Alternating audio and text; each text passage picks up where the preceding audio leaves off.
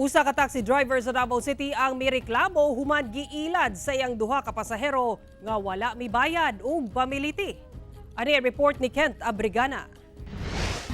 Dako ang pagmahay karon sa 44 anyos nga taxi driver nga si Alfredo Macono. Human kini giilad sa iyang duha ka pasahero Lunes sa hapon. Sumala niya. Nanawag matud pa ang duha ka pasahero aron magpasugat sa Ilustre Street sa Davao City ug magpahatod padulong sa Digos City. Nanawag sila sa kuha nga magpa-pick up sa Ilustre.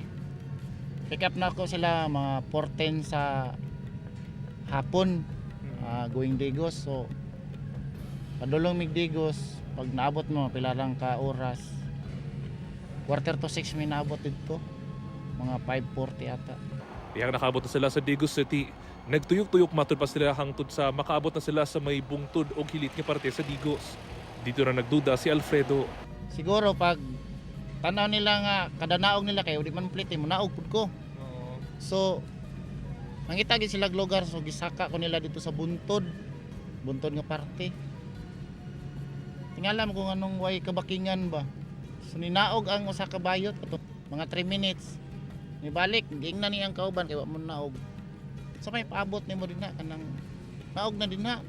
Pag naog sa kauban sa pasahero, dayon gihatag sa usa pa ka pasahero ang ATM card daw ni ini ug mihangyo nga si Alfredo na lang ang mag-withdraw sa 1,500 nga kwarta. Bisaad sa matod pa sila nga mosakay sila og balik ang Alfredo pagkaugma.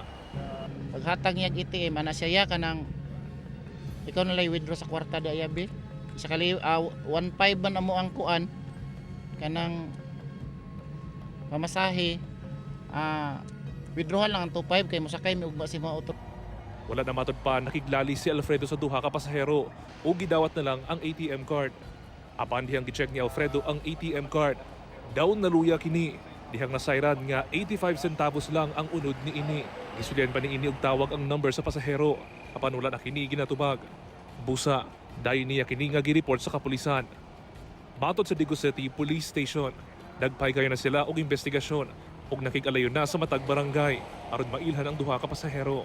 So karon naka-print ang mga pictures atong mga pasahero. Ang ginabuhat po sa atong investigation ng intel personnel gina by barangay po nila og adto ang matag barangay para mapakita atong picture kung kisay nakaila atong mga tawanan sir.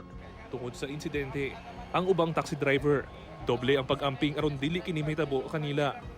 Sugyot nila, Nindot yun na sir nga naagi magprotekta sa mga taxi drivers. Mas nindot yun na siya sir nga naay balaod para sa mga taxi driver.